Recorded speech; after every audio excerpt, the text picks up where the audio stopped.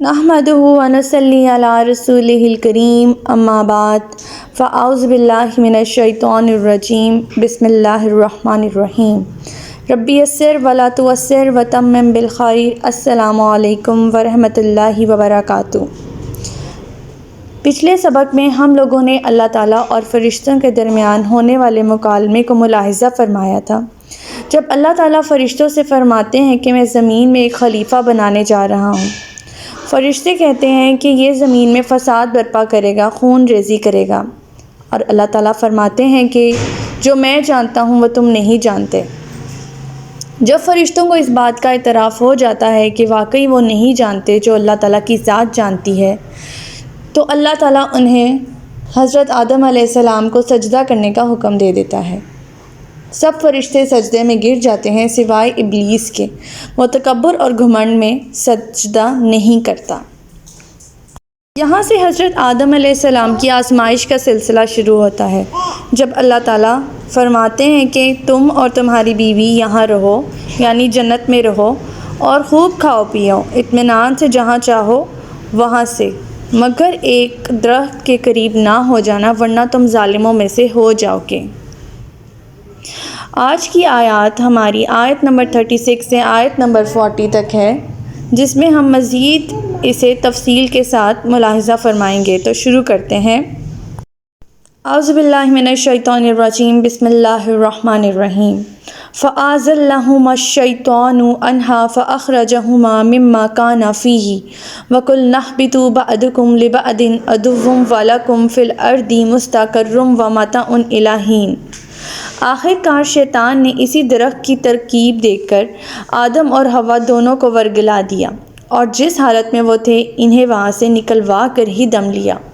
تب ہم نے کہا تم سب یہاں سے نکل جاؤ، کیونکہ تم ایک دوسرے کے دشمن ہو، اور اب تمہیں ایک معین وقت، موت یا قیامت تک زمین میں رہنا اور گزر بسر کرنا ہے۔ یہ شیطان دراصل ابلیس ہی تھا، جو جنوں کے جنس سے تھا اور آگ سے پیدا کیا گیا تھا۔ جنوں کو اللہ تعالیٰ نے حق ارادہ بخشا ہوتا ہے، جس کی وجہ سے وہ ارادتاً کوئی بھی کام کر سکتے ہیں۔ یہ ابلیس اپنی عبادتوں اور ریاستوں کی وجہ سے فرشتوں میں چلتا پھرتا گھومتا پھرتا رہتا تھا، اسی بنا پر اپنی شکلیں بھی بدل سکتا تھا۔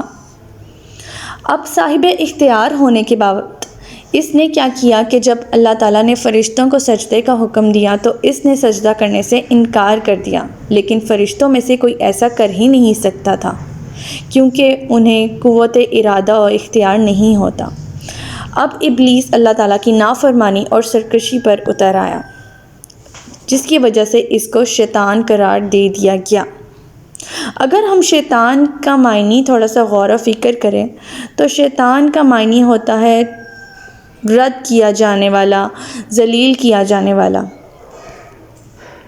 اس واقعے سے ہمیں یہ بھی بات سمجھ میں آتی ہے کہ شیطان روز اول سے ہی انسان کا دشمن ہے، لہٰذا انسان اگر شیطان کو اپنا دشمن سمجھے گا تب ہی اس کی نجات کی توقع ہو سکتی ہے، اور بغض اور عداوت کا مقام دنیا تو ہو سکتا ہے، جنت نہیں ہو سکتی، لہٰذا سب کو جنت سے نکالا اور دنیا میں چلے جانے کا حکم دے دیا گیا۔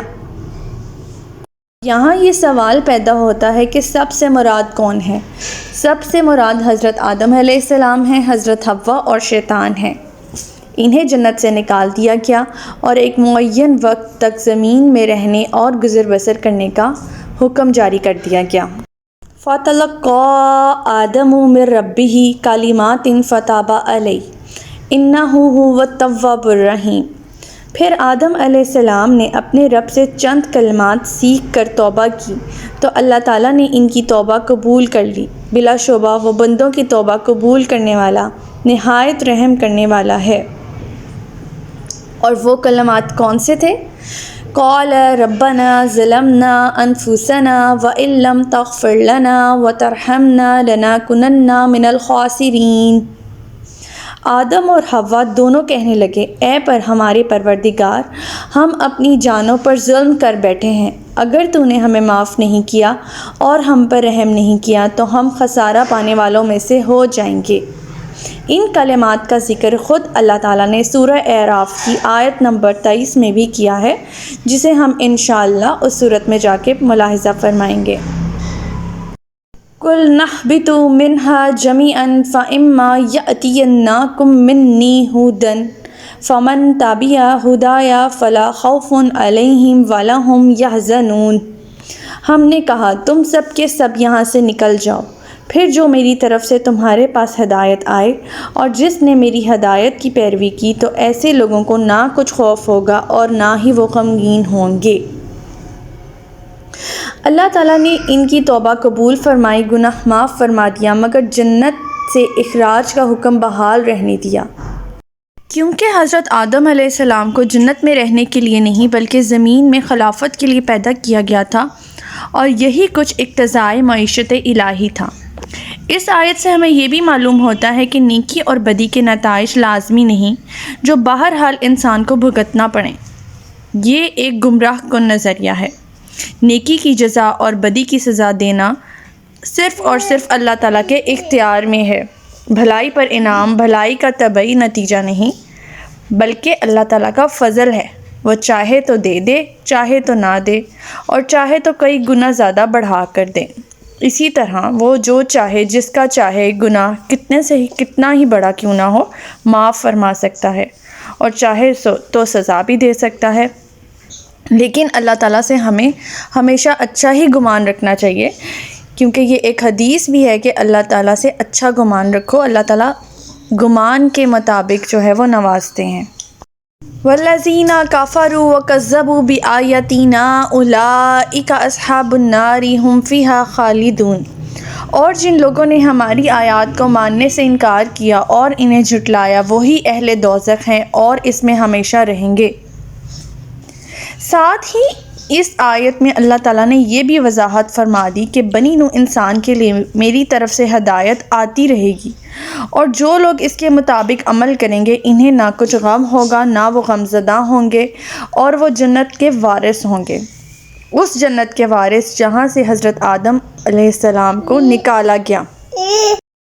البتہ جو لوگ ہماری وحی کا انکار کریں گے اور شیطان سے دوستی رکھیں گے تو دائمی طور پر دوزخ میں ڈال دیے جائیں گے۔ یا بنی اسرائیل اذکروا نعمتی التی انعمت علیکم واوفوا بعہدی اوفی بعہدکم وایای فارہبون۔ اے بنی اسرائیل، میری ان نعمتوں کو یاد کرو جو میں نے تمہیں عطا کی تھیں، اور تمہارا مجھ سے جو وعدہ تھا اسے تم پورا کرو، اور میرا تم سے جو عہد تھا میں اسے پورا کروں گا، اور فقط مجھ سے ہی ڈرتے رہو۔ اب ان آیات سے بنی اسرائیل کے ساتھ اللہ تعالیٰ مخاطب ہوتے ہوئے فرما رہے ہیں۔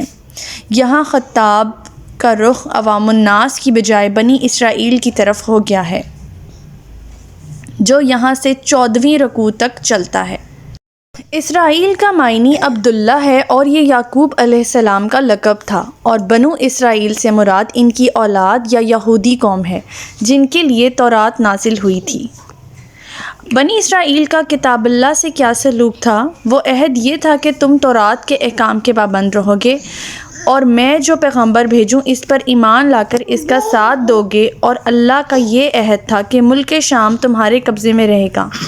بنی اسرائیل نے اس اقرار کو قبول کر لیا، مگر بعد میں اس پر قائم نہ رہے، بدنیتی کی، رشوت لے کر غلط مسئلے بتائے، حق کو چھپایا، آنے والے نبیوں کی اطاعت کی بجائے ان میں سے بعض کو قتل ہی کر ڈالا، اپنی ریاست جمائی، اور تورات میں جہاں کہیں رسول اللہ صلی اللہ علیہ وسلم کی توصیف تھی اسے بھی بدل ڈالا۔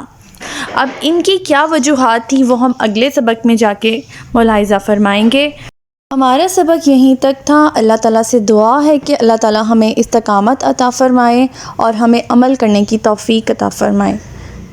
جزاک اللہ خیرا۔ سبحانک اللہم و بحمدک استغفرک و اتوب الیک۔ السلام علیکم ورحمۃ اللہ وبرکاتہ۔